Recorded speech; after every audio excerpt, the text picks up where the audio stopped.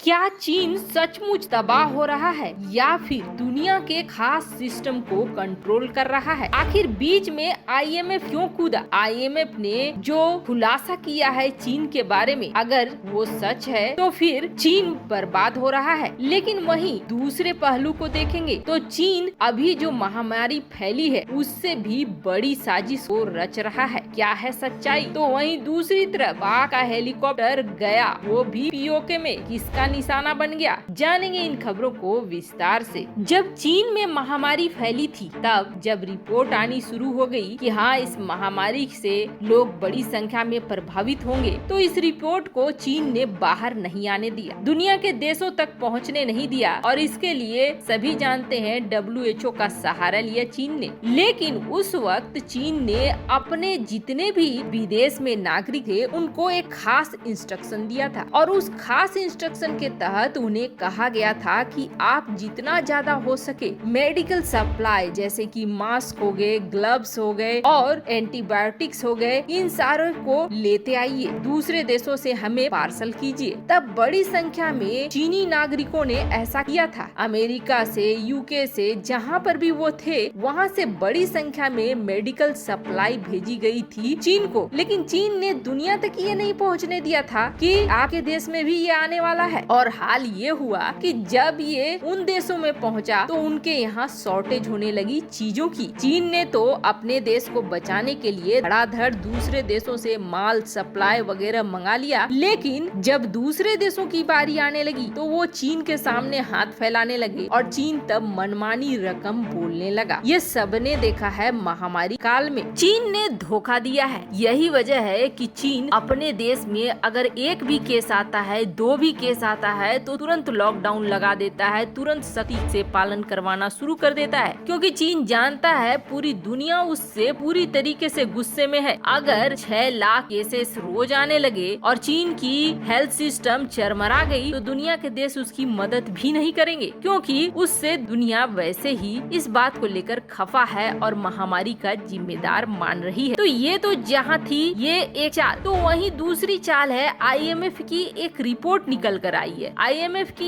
ये रिपोर्ट बिल्कुल चौंकाने वाली है। इसलिए चौंकाने वाली है क्योंकि ये पहले कहा गया कि चीन ने सबसे अच्छा परफॉर्मेंस दिया है 2021 महामारी होते हुए भी चीन अपने व्यापारिक मामलों में सफल रहा। लेकिन अब कहा जा रहा है आईएमएफ के जरिए कि वृद्धि दर हुई है, महामारी के बाद खुला है चीन और खुलने के बाद चीन में वृद्धि दर तो हुई है, लेकिन अब धीरे धीरे ये वृद्धि दर स्लो होता जा रहा है, गिरता जा रहा है। इसके पीछे क्या कारण है? आईएमएफ ने सीधे चीन के प्रतिनिधि के साथ बैठक भी कर ली और बैठक करके निर्णय बताना शुरू किया कि आखिर क्या चल रहा है, क्यों चीन में धीरे धीरे स्लो डाउन की तरफ बढ़ रहा है। अगर ऐसा हो रहा है तो समझिए कि न सिर्फ चीन प्रभावित होने वाला है बल्कि पूरी दुनिया प्रभावित होने वाली है। चीन के मामले में आईएमएफ का कहना है कि चीन का जो ये ग्रोथ रेट है वो अचानक से कम होता जा रहा है। इसका बड़ा कारण है रियल एस्टेट का जो अभी हाल में एवरग्रांड कंपनी का कांड हुआ, ये दिवालिया होने पर चला गया है। और ऐसे कई सारे प्रोजेक्ट हैं जो चीन ने शुरू किए लेकिन उसका प्रॉफिट नहीं आया बल्कि नुकसान आना शुरू हो गया है। यही वजह है कि चीन धीरे धीरे अब स्लो रेट पर पहुंच रहा है। हालांकि आईएमएफ ने साफ किया है कि ये अच्छे संकेत नहीं है, चीन को वापस पटरी पे आना होगा और अगर चीन वापस पटरी पे नहीं आता है तो दुनिया प्रभावित होगी। पर दुनिया कैसे प्रभावित होगी? तो दुनिया प्रभावित होगी क्योंकि पूरा ग्लोबल सप्लाई चेन चीन के हाथ में है। चीन ने चुपके चुपके धीरे धीरे ऐसा कर दिया कि पूरी दुनिया उसके ऊपर निर्भर हो गई है व्यापार को लेकर। व्यापार को एक झटके में चीन के साथ खत्म नहीं कर सकती है। और दरअसल चीन कर क्या रहा है? चीन ये कर रहा है कि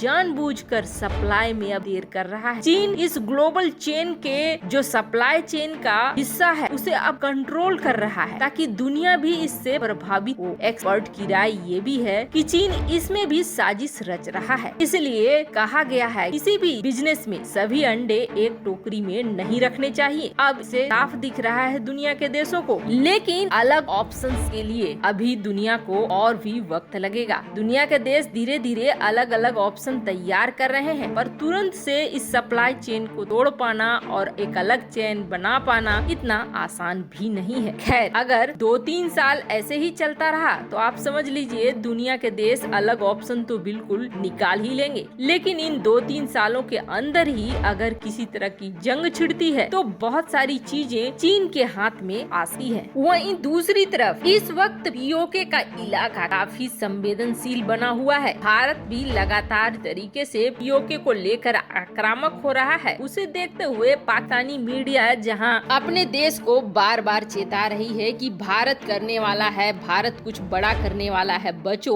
तो वहीं दूसरी तरफ भारतीय गृह मंत्री अमित शाह ने भी कई बार इस बात साफ कर दिया है कि पीओके हमारा है और हम लेके रहेंगे। बात सिर्फ यहीं तक नहीं रही है, यूएनएससी में भी भारत के प्रतिनिधि ने साफ कह दिया है कि आपका अवैध कब्जा है और इस कब्जे को आइए। इन सब के बीच पाकिस्तान के अंदर इस चीज का डर बैठ गया है कि इस इलाके में कुछ बड़ा होगा। ऊपर से जो बलूचिस्तान और गिलगिट बाल्टिस्तान का इलाका है वहाँ पर भी समस्याएं लगातार बढ़ती जा रही हैं। जो आम जनता है उनका विद्रोह बढ़ता जा रहा है। वो हर हाल में पाकिस्तान के शासन को इनकार कर रहे हैं। लगातार समस्याएं भी बढ़ती जा रही हैं। अब इन सब के बीच में पाकिस्तान ने अपने सेना की गश्ती और अपने हेलीकॉप्टर वगैरह की गश्ती बढ़ानी शुरू कर दी। इस वक्त इस एरिया में ऐसा है जैसा कि कश्मीर में अभी हालात बना रहे थे पाकिस्तान ने अपने आतंकियों के जरिए जिस तरीके से कश्मीर में उथल पुथल मचा रखा था, वैसा ही कुछ माहौल इस वक्त बना हुआ है पीओके के इन इलाकों में, जिसकी वजह से पाकिस्तानी सेना खुद परेशान है और इसे नियंत्रित करने के लिए हर तरह की कोशिश कर रही है, लेकिन नियंत्रित नहीं हो रहा है। तो वहीं दूसरी तरफ इसी से सटता हुआ लगता हुआ है सियाचिन का एरिया। अब सियाचिन के एरिया में जैसे जैसे ठंड बढ़ती है वैसे वैसे समस्याएं और बढ़ती चली जाती हैं। भारत और पाकिस्तान की सियाचिन को लेकर लड़ाई भी हो चुकी है। कहते हैं सियाचिन में जितने